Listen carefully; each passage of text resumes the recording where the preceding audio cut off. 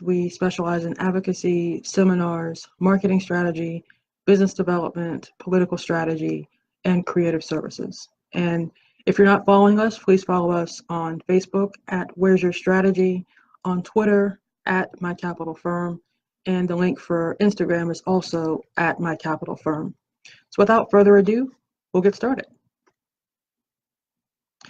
So we are in full swing in political season, and like you, I have seen my share of yard signs. And what kind of made me think of this topic, as I was leaving from home a couple of days ago into work, this yard signs were just littered all across major intersections off of Blythewood Road, and it made me stop and think, does this really help? Is this really effective? And so that's how I came up with this topic on my way to work in the morning. But invariably, there are some pros to yard signs, and we'll talk about some of the benefits of it. Ironically, before we put this together, I actually was working with a client, and today I'm on the way to pick up 500 yard signs to go deliver them. So this is not a critique of yard signs and crucifixion, if you will, of yard signs. It's just balancing the pros and the cons of yard signs, and if you use them, how can you use them to be effective? So first things first, it does help with visibility. Voters have lots of things to think about on their mind. They have competing priorities, schedule, work life, home life, children, family, etc. And so it's a nice reminder that you're running for office, and if you've not had the opportunity to canvass communities or to talk to each voter personally, then it is a great opportunity to put your name out in public so people can begin to think about your campaign. So it does help with visibility.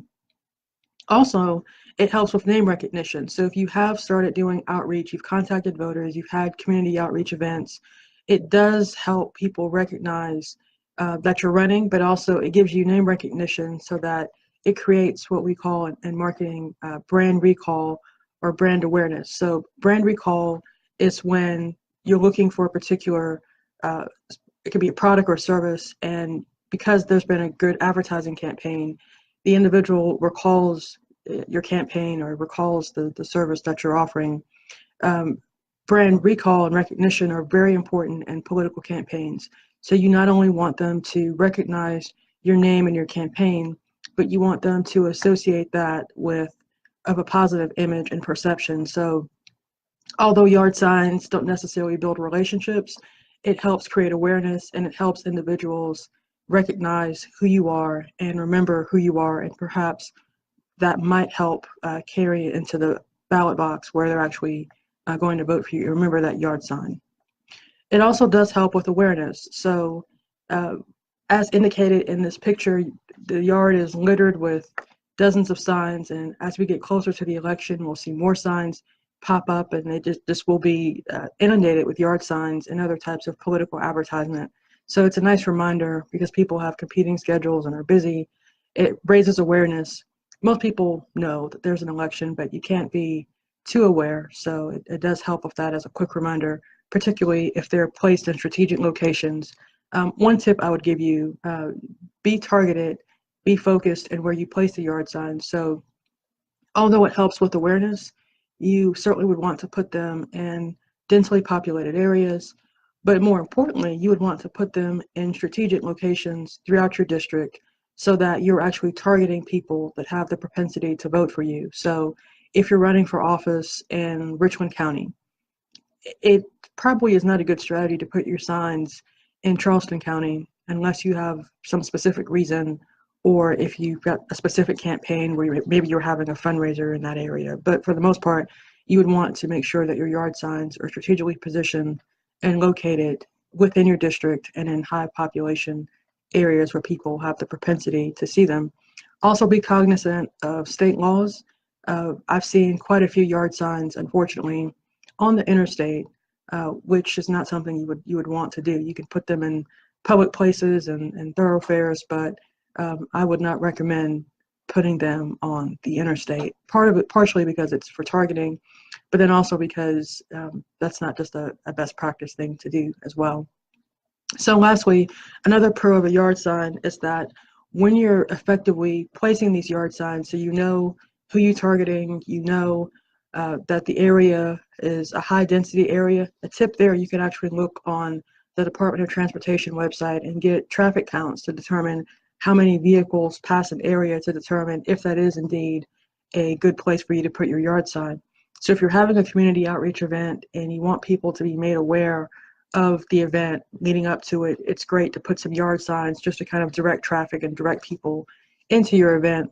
But it's also a good visual uh, marketing tool that individuals can see that you have a presence in that particular community or that area. And then also it's good to give them out to supporters.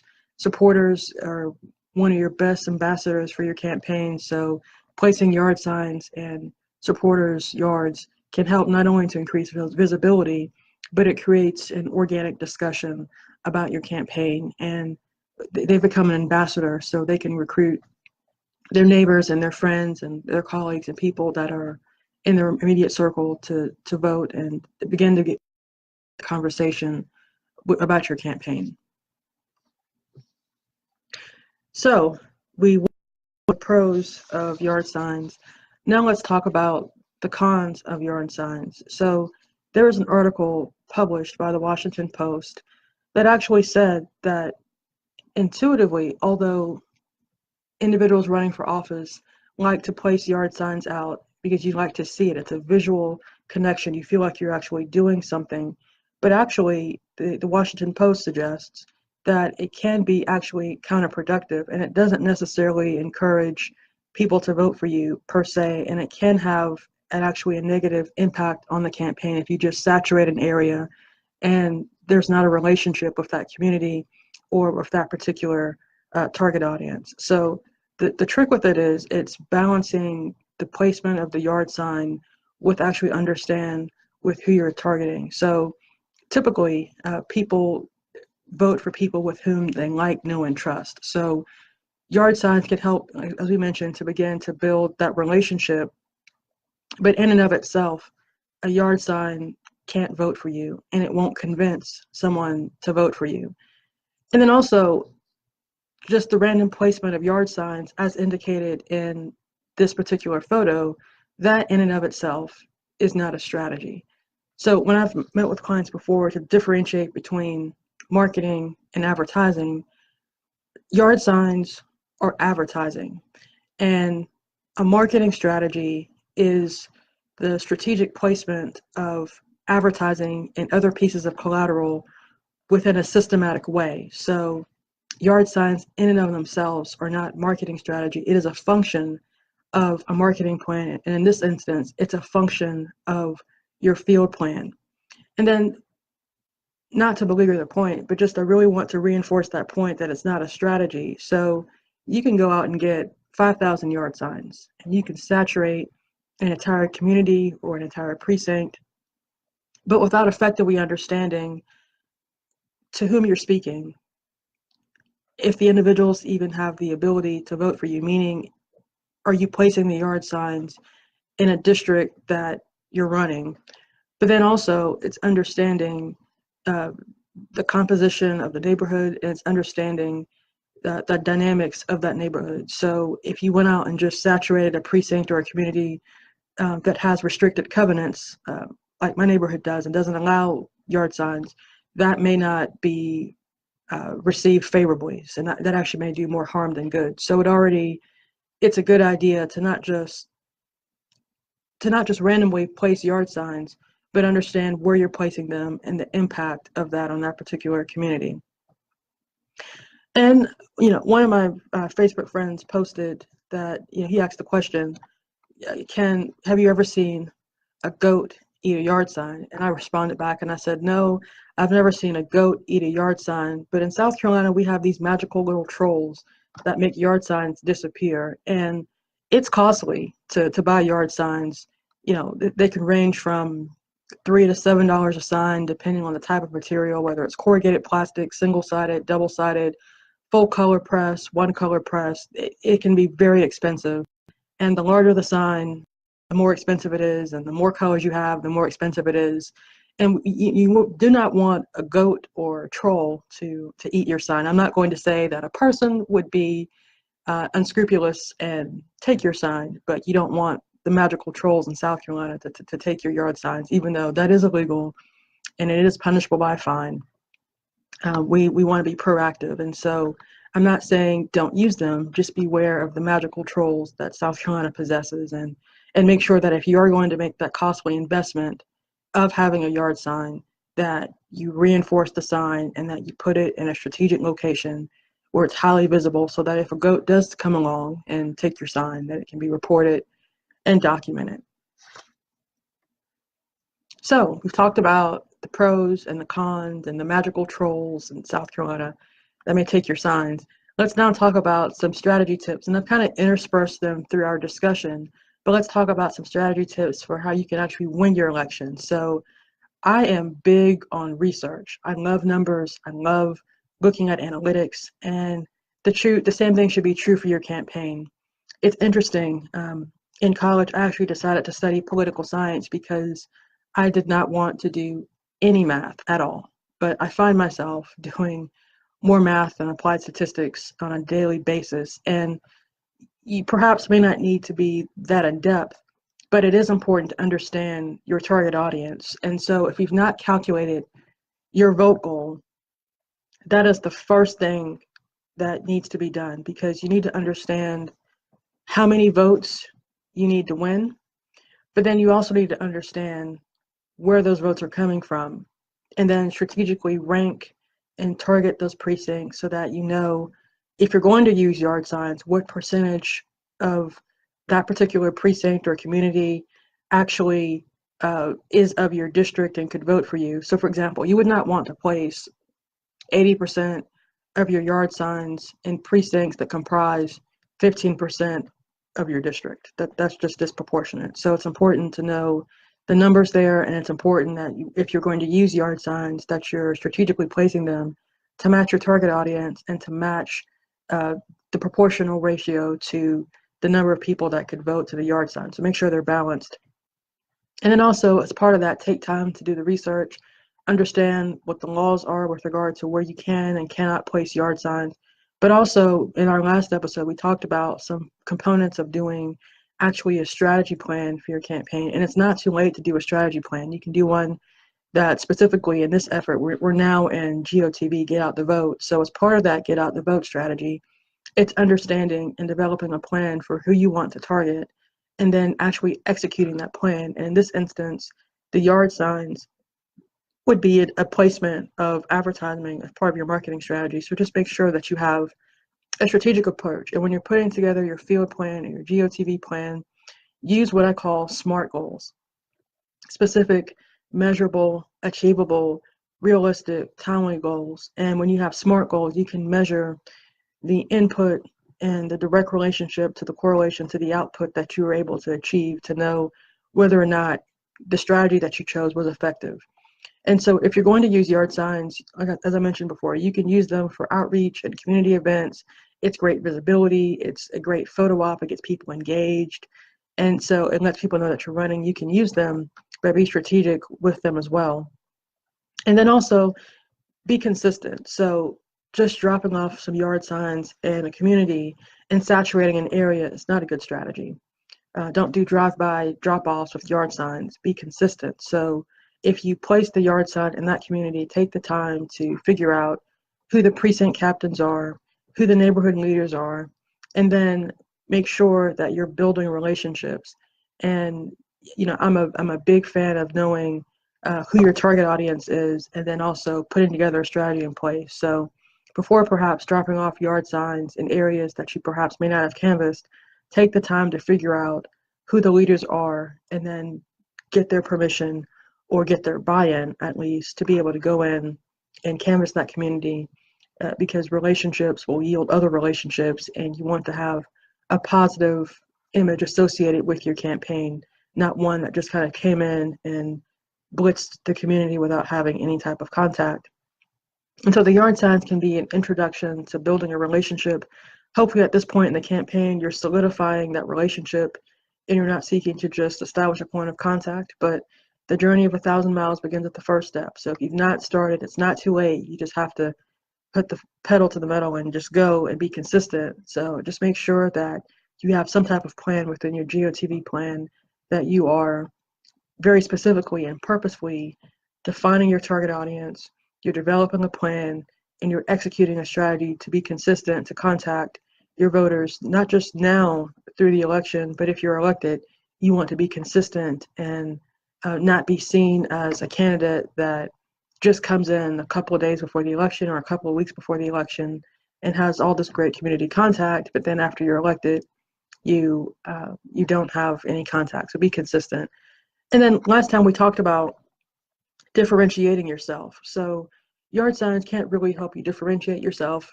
Depending on the size of the yard sign, you perhaps can get maybe a couple of words about the slogan of your campaign or what your vision is, or it won't tell your story. So as part of your outreach plan, going back to our message last week, looking at Paul Tully's messaging box, where you're very clearly defining who you are and what your campaign says about key issues, and then you're juxtaposing that to who you are and what your opponent says about your campaign, and then you're juxtaposing that to what your opponent says about their campaign against what your opponent says about their own campaign. And so if you're able to do that, you still can absolutely use yard signs, but it'll allow you to further distill your message and reinstill your message when you're looking at other forms of advertisement like email marketing or making automated phone calls or making live messages. Once you take the time to differentiate yourself, that's an initial investment of time,